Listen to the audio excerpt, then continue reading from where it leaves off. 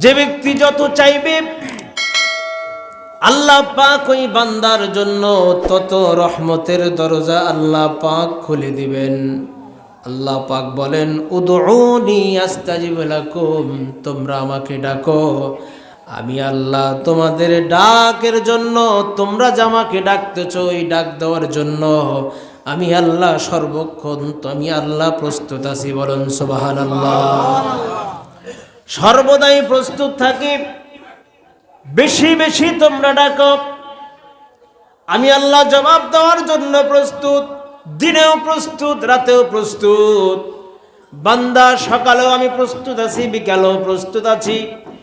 নামাজের পরেও ডাকো, নামাজের মধ্যে ডাকো, প্রস্তুত। নামাজের বাহিরে তোমরা ডাকো, তাও প্রস্তুত। গভীর রজনীতে মানুষ এবং অন্যান্য মাখলুকরা যখন ঘুমিয়ে যায়, তোমরা যদি কেউ রাত্রে উঠে যদি আমাকে ডাকো, আমি আল্লাহ পাক ওই ডাকের সাড়া দেওয়ার জন্য প্রস্তুত আছি। জোরে বলুন সুবহানাল্লাহ। বেশি বেশি আল্লাহকে ডাকতে হবে। যেহেতু সামনে রমাদান মাস, এই রমাদান মাসের জন্য এখন থেকে প্রস্তুতি, আল্লাহর কাছে চাওয়া। চাইবো তো আমরা ইনশাআল্লাহ। রমজান মাসের জন্য প্রস্তুতি নেওয়া। আমাদের দেশেও এখনো মানুষ প্রস্তুতি নেয়। সাহাবায়ে কেরাম রাদিয়াল্লাহু তাআলা আনহুম ওনারাও প্রস্তুতি নিতেন। আমরা যারা বর্তমান মুসলমান, আমরাও প্রস্তুতি নেই, নেই কি নেই? নেই। কিন্তু সাহাবায়ে কেরামের প্রস্তুতি আর আমাদের প্রস্তুতির মধ্যে পার্থক্য আছে না নেই? আছে। সাহাবায়ে কেরাম প্রস্তুতি নিতেন, সমস্ত কাজকে কমপ্লিট করে ব্যবসা বাণিজ্য, কলকারখানা, ক্ষেত খামারি এবং যতগুলো প্রয়োজন আছে সব প্রয়োজনগুলো সাহাবায়ে কেরাম রাদিয়াল্লাহু তাআলা আনহু সব কামকাজ থেকে নিজেকে গুছিয়ে নিতেন, যাতে রমজান মাসের কোনো প্রকার ঝামেলা, কোনো প্রকার দুনিয়ার পেরেশানি আমাকে আক্রমণ করতে না পারে, স্পর্শ করতে না পারে। সাহাবায়ে কেরাম প্রস্তুতি নিতেন সেই 2 মাস আগে থেকে। এই প্রস্তুতি নেওয়ার কারণে সাহাবায়ে কেরাম রাদিয়াল্লাহু তাআলা আনহু তাদের রমজান মাসের রোজার মধ্যে কোনো ত্রুটি হতো না, ইফতারের মধ্যে কোনো ত্রুটি হতো না, আমলের মধ্যে কোনো ত্রুটি হতো না, তাদের আমলগুলো নষ্ট হতো না, ছুটে যেত না। বরং পুঙ্খানুপুঙ্খভাবে সাহাবায়ে কেরাম রাদিয়াল্লাহু তাআলা আনহুম তাদের সমস্ত দুনিয়াবি সাংসারিক যত কাজগুলো ছিল রমজান মাস আসার পূর্বে সব কাজগুলো সেরে রমজানের জন্য তারা প্রস্তুতি গ্রহণ করতেন। সুবহানাল্লাহ। কিন্তু আমাদের প্রস্তুতি এবং সাহাবীদের প্রস্তুতির মধ্যে অনেক তফাৎ। রমাদান আসলে আমরা প্রস্তুতি গ্রহণ করি, আমরাও যে করি না তা না। আমাদের মুসলমান প্রস্তুতি নেয় রমাদান মাসে কিভাবে দ্রব্য মূল্যর দাম বাড়ানো যাবে। কথা বলেন ঠিক কিনা? রমাদান মাসে কিভাবে দ্রব্য মূল্যর দাম বাড়বে, গুডাউনে মাল আগে থেকে কিনে কিভাবে স্টক করা যাবে, আমরা প্রস্তুতি গ্রহণ করি। পেঁয়াজ, মরিচ, আলু, বুট, ছোলা বুট এবং খেজুর, চিনি আরো ইত্যাদি ইত্যাদি প্রস্তুতি এখন মুসলমানরা রমজানের জন্য করে। কথা বলেন ঠিক কিনা? সাহাবীদের প্রস্তুতি ছিল আমলের প্রস্তুতি, আর এখন মানুষ প্রস্তুতি নেয় রমজান মাসের জন্য মালের প্রস্তুতি। কথা বলেন ঠিক কিনা? ও মুসলমান, আমলের প্রস্তুতি সাহাবায়ে কেরাম নিতেন, আর এখন আমরা মুসলমান আমলের প্রস্তুতি না করে মালের প্রস্তুতি এমন ভাবে করি। সাহাবায়ে কেরাম চিন্তা করতেন আমল কিভাবে বৃদ্ধি হবে, আমরা প্রস্তুতি গ্রহণ করি মাল কিভাবে বৃদ্ধি করা যাবে, দাম বৃদ্ধি হবে। কথা বলেন ঠিক কিনা? ভুল বললাম না কিনা? ঠিক বলছি? এই জন্য মুসলমান, যার কারণে মুসলমানের ঈমান এবং আমল এতটা দুর্বল হয়ে গেছে। এতটা দুর্বল হয়ে গেছে মুসলমানের ঈমান, এই ঈমানের সামনে ছোটখাটো যদি কোনো ধমকি দামকি আসে মুসলমান পালাতে বাধ্য হয়ে যায়। এই ঈমানের সামনে বাতিল শক্তি শুধু একটু যদি মাথা চারা দেয়, ধমকি দেয়, মুসলমানের ওই ঈমান দিয়ে আর কোনো ওই কাজে আসে না। যার কারণে মুসলমান মার খায়, যার কারণে মুসলমান অধঃপতন, যার কারণে মুসলমান হারাম খেতে মুসলমানের অন্তরটা কখনোই কাঁপে না, আল্লাহর ভয় তাদের অন্তরে আসে না। যার কারণে মুসলমান গুনার কাজ করতে অন্তরের মধ্যে মজা পায়। ঈমান না থাকার কারণে হারাম খাইতে মজা পায়, ঈমান না থাকার কারণে মানুষ সুদ খাইতে মজা পায়, ঈমান না থাকার কারণে, কমতি থাকার কারণে স্ত্রী এবং ছেলে মেয়ে যুবতী মেয়েদেরকে বেপর্দা করাইতে মজা পায়, ঈমান না থাকার কারণে মানুষের হক নষ্ট করতে মানুষ মজা পায়, ঈমান না থাকার কারণে মুসলমান একে অপরকে গালি দিতে মুসলমান মজা পায়। ঈমান নষ্ট হয়ে যাওয়ার কারণে আজকে মুসলমান গুনাহ করতে অনেক মজা পায়। কথা বলেন ঠিক কিনা? সাহাবীদের মতো যদি মুসলমান প্রস্তুতি থাকতো, আল্লাহ রাসূল বলেছেন মানুষের যেরকম ব্যবসা চাকরি ক্ষেত খামারির জন্য একটা সিজন থাকে, আপনারা বলুন তো দেখি, যখন যেই সিজনে যেই ধান আসে ওই সময় যদি ধান না লাগানো হয় ধান ঠিক মতো হবে নাকি?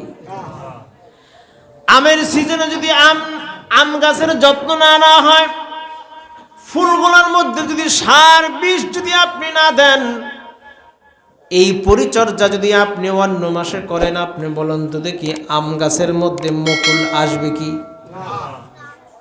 আসবে না। মুসলমান অর্থাৎ প্রত্যেক সিজনের সময় যেই জিনিসটা বেশি, যেই জিনিসটা আসে ওই সময়, ওই সিজনের সময় যদি ওই জিনিসের প্রতি মানুষ যদি যত্ন করে তাহলে ওই জিনিস বৃদ্ধি পায় এবং লাভবান হয়। আল্লাহ রাসূল বলেন রমজান মাস হলো বান্দার ঈমান বৃদ্ধি করার সিজন। রমজান মাস হচ্ছে বান্দার আমল বেশি করার সিজন, আমলের পাল্লা ভারী করার সিজন। ওই সিজনের সময় যদি সুবর্ণ সুযোগটাকে হাত ছাড়িয়ে দেয় তাহলে বান্দা ঈমান এবং আমল থেকে বরবাদ হয়ে যাবে। নাউযুবিল্লাহ। এই জন্য এই সিজনটাকে সাহাবায়ে কেরাম কাজে লাগাতেন। আমাদের দেশে অনেক মানুষ আছেন, ধার্মিকও আছেন, নামাজিরাও আছেন, ইমানদাররাও আছেন, এবং ইমানদার ছাড়াও এবং বেনামাজি এবং অন্যান্য নাম মুসলমান থাকলে সকলের প্রস্তুতি এক ধরনের থাকে। কি থাকে? যে রমজান মাসে যাকাত দিলে কত গুণ বেশি পাওয়া যাবে? কয়টা? 70 গুণ সবের আশায় রমজান মাসে যাকাত দিয়ে দেয়। 70 গুণ সবের আশায় মানুষ যাকাত দেয় এবং আরো অন্যান্য ফিতরা দেয় এবং আরো অন্যান্য টাকা পয়সা একটু বেশি খরচ করেন। 1 টাকা দান করলে 70 টাকার সওয়াব হয়। হাদিস মিথ্যা না ভাই, এটা 100% সত্য, আল্লাহ রাসূলের মুখের জবান মোবারকের বর্ণনা। কিন্তু সাহাবায়ে কেরাম কি করতেন? এই যে যাকাত, মালের যাকাত, এই যাকাতটা সাহাবায়ে কেরাম রাদিয়াল্লাহু তাআলা আনহুম মালের যাকাতগুলো বেশিরভাগ সাহাবায়ে কেরাম রমজান মাসের জন্য অপেক্ষা রাখতেন না, রমজান মাসের আগেই সাহাবায়ে কেরাম যাকাত দিয়ে দিতেন। কেন?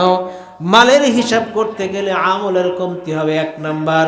2 নাম্বার হলো এই যাকাতগুলো যদি রমজান মাসের আগেই দিয়ে দেওয়া হয় মানুষ রমজান মাসে ভালো মন্দ একটু খাইতে পারবে। বলেন সুবহানাল্লাহ।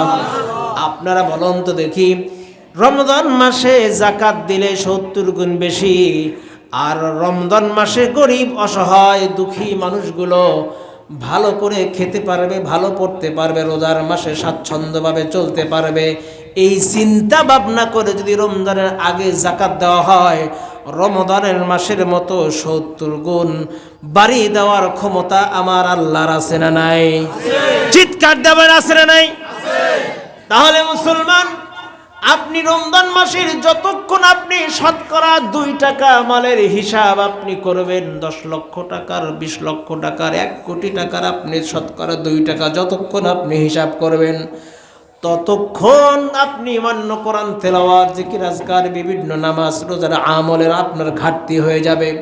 এই জন্য সাহাবায়ে কেরাম যাকাতের ফাংশনগুলো রমজানের আগেই দিয়ে দিতেন, যাতে করে গরিব অসহায় মানুষগুলো রমজান মাসে এবং সামনে ঈদের মধ্যে যেন ভালো পোশাক এবং ভালো খাইতে পারে। বলেন সুবহানাল্লাহ। এইরকম চিন্তা রাখবেন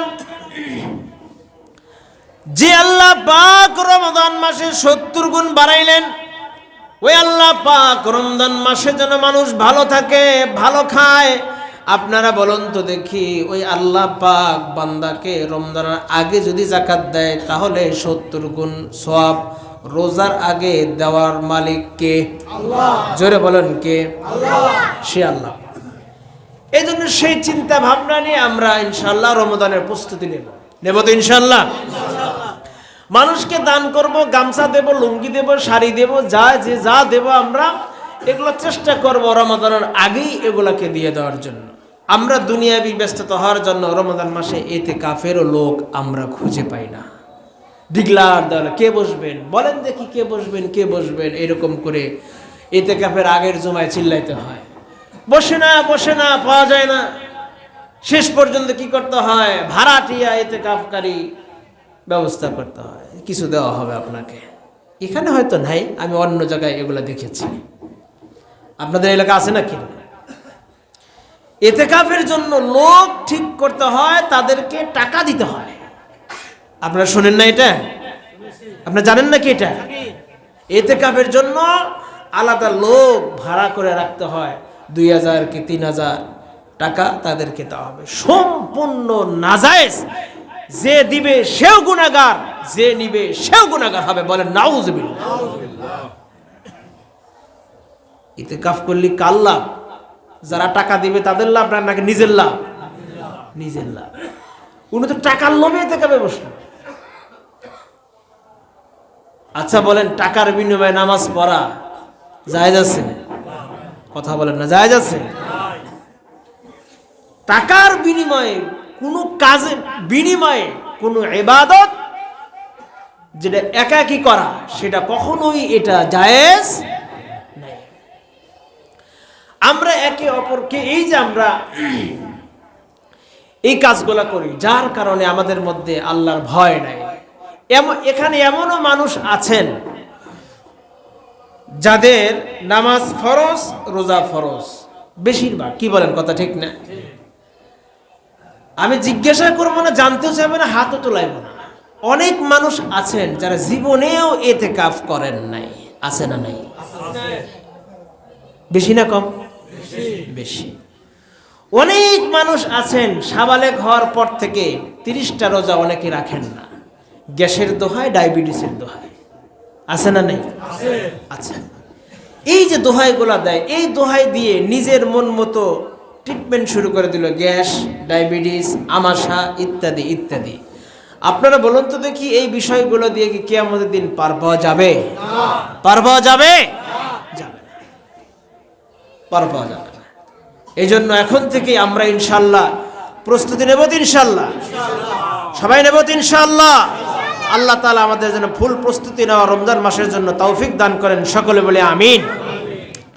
যে কথা আজকে বলতে চেয়েছিলাম, যে আমরা মুসলমান, একে অপরের সাথে চলাফেরা, খাওয়া দাওয়া, ওঠা বসা, মানুষ তো আমরা সামাজিক জীব।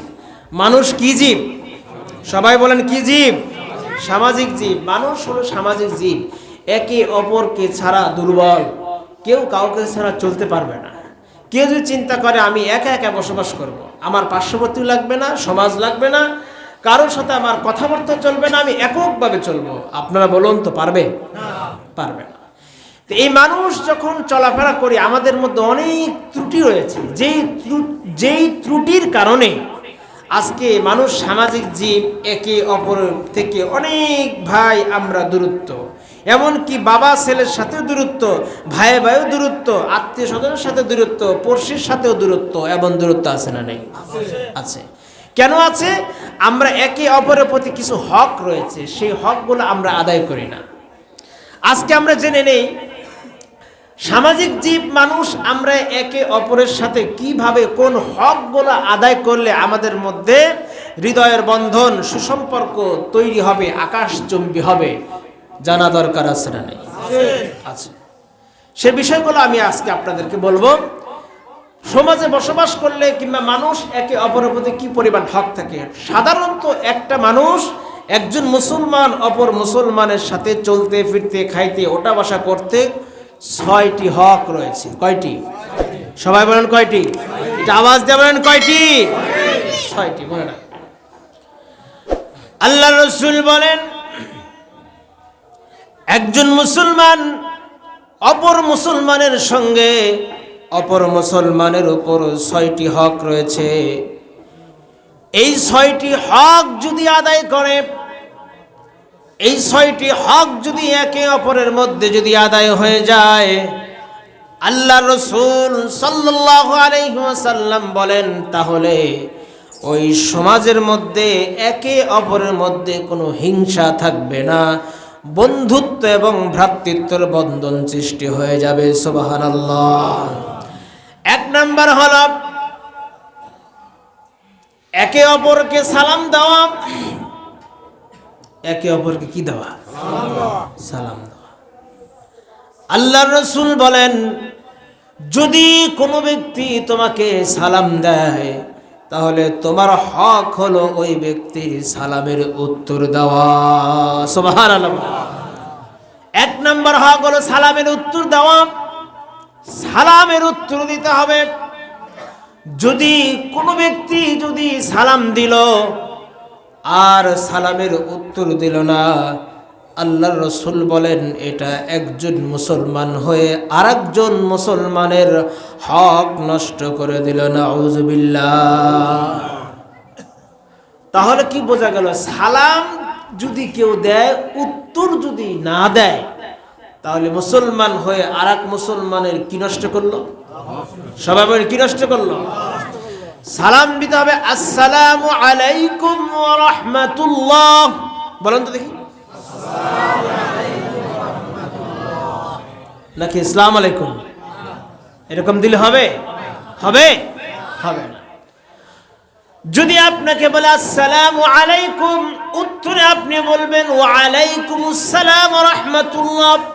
যদি আপনাকে কেউ সালাম দেয় আসসালামু আলাইকুম ওয়া রাহমাতুল্লাহ, উত্তরে বলতে হবে ওয়া আলাইকুমুস সালাম ওয়া রাহমাতুল্লাহি ওয়া বারাকাতুহু। কারণ আপনার জন্য যে দোয়া করলো তার জন্য একটু বেশি দোয়া করা দরকার আছে না নাই? 1 নাম্বার হলো সালামের উত্তর দেওয়া। তাহলে আপনারা বলুন তো দেখি, সমাজের মধ্যে যদি ছোট বড়, শিক্ষিত অশিক্ষিত, ধনী গরিব ভেদাভেদ ভুলে গিয়ে যদি কেউ যদি পাল্টাপাল্টি চিন্তা করে আমি আগে সালাম দেব, তাহলে আপনারা বলুন তো দেখি সালামের যদি সমাজের মধ্যে জোয়ার বয়ে থাকে, আর কোনো হিংসা থাকবে?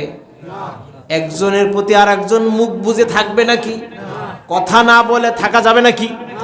সব কিছুই মুসলমান নিয়ন্ত্রণে চলে আসবে। আল্লাহর রাসূল বলেন ওই সমাজের মধ্যে আল্লাহ পাক শান্তির হাওয়া এবং রহমতের ফেরেশতা আল্লাহ পাক নাজিল করবেন। সুবহানাল্লাহ।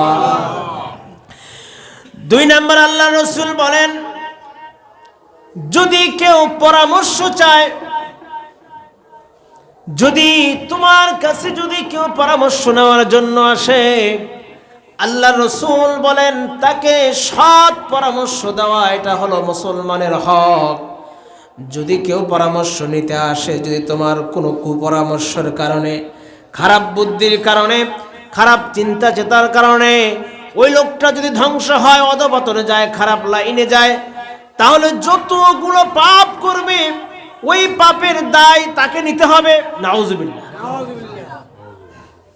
দেখেন, কুপরামর্শ দিলেই যে জিতে গেলেন তা না, বরং খারাপ বুদ্ধি দিল, খারাপ পরামর্শ দিল। কি পরামর্শ দিল? সিনেমা হলে যাওয়ার পরামর্শ। কি পরামর্শ দিল?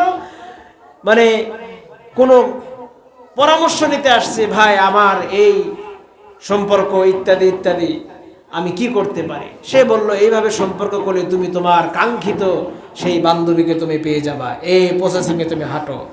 আপনারা বলেন ভালো কাজ না খারাপ কাজ? দিয়ে দিন।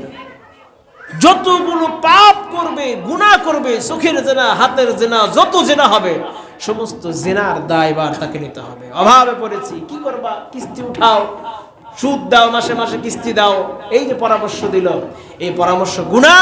এই গুনাহ যত সে করবে, যে পরামর্শ দিয়েছে সেও এই গুনার দায়ভার হবে।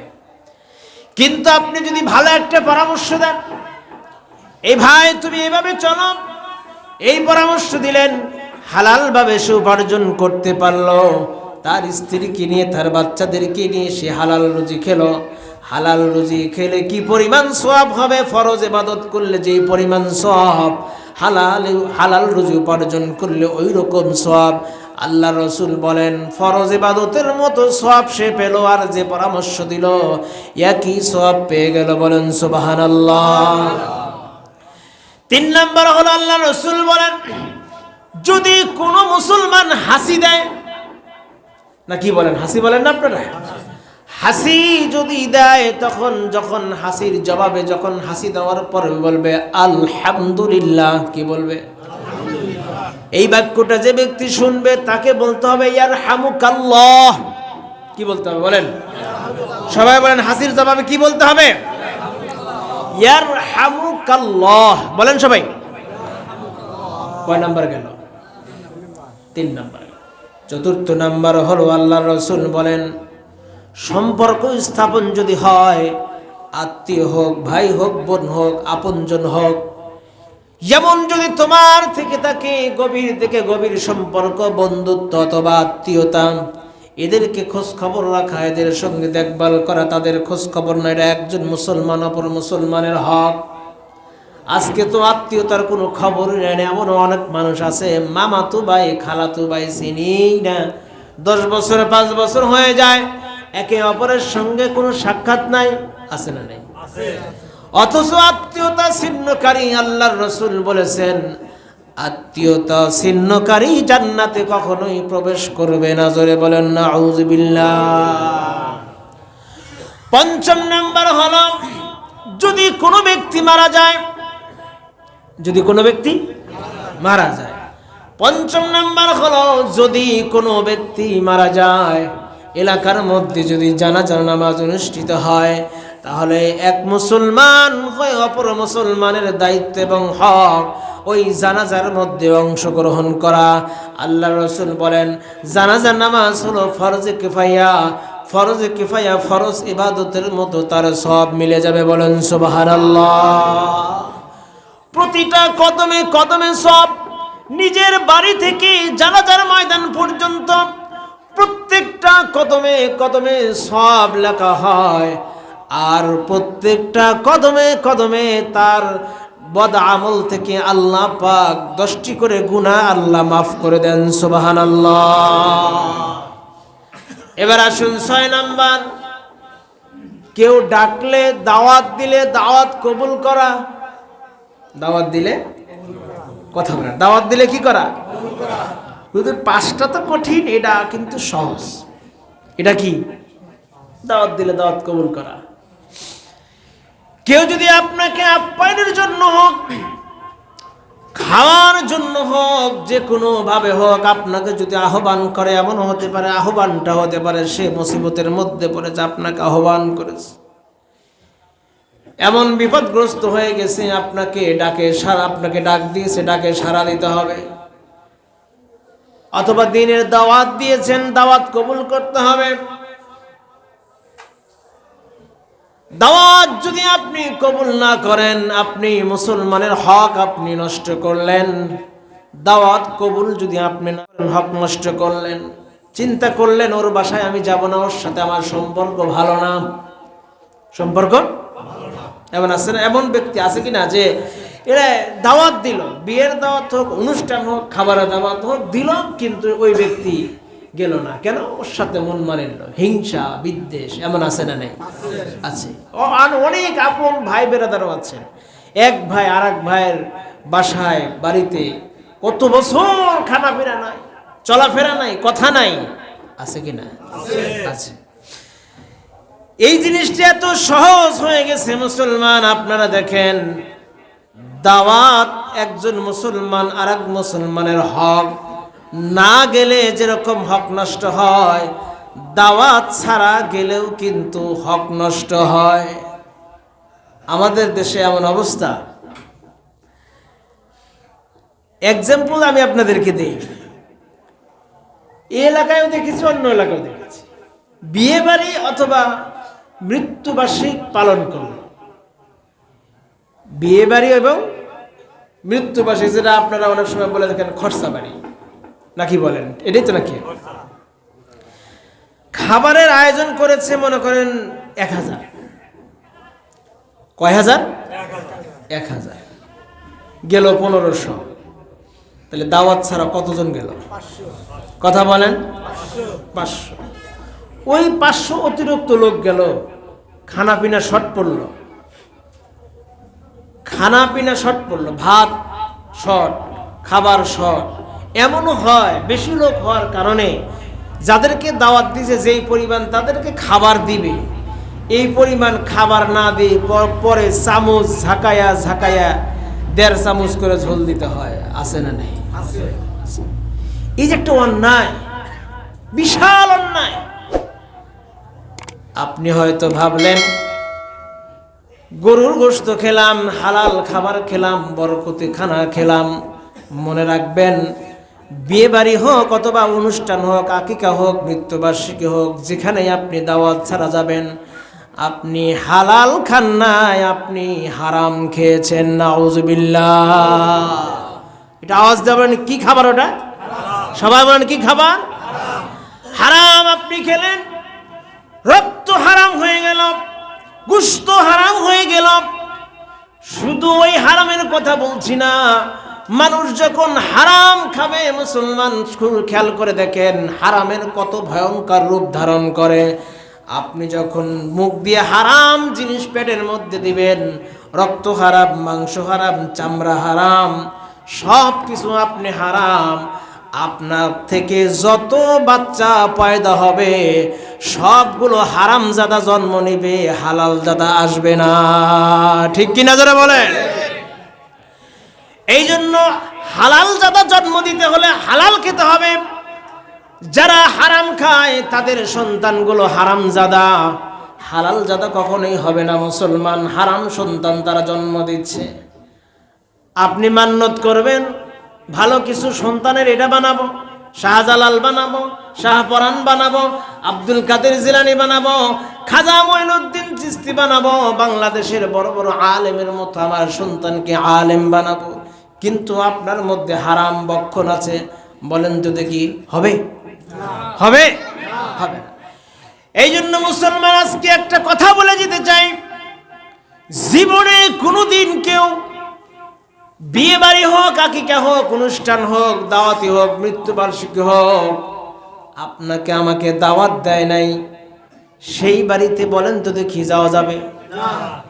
ইতিপূর্বে আমরা যারা আছি গিয়েছি, যত ভুল করেছি মাপ চাবো কার কাছে? কার কাছে? আল্লাহর কাছে ক্ষমা চেয়ে নেব। আর কোনোদিন দাওয়াত ছাড়া যাব না। কয়টা ক্ষতি হয় আপনি দেখেন। 1 নাম্বার হলো আপনি হারাম খেলেন।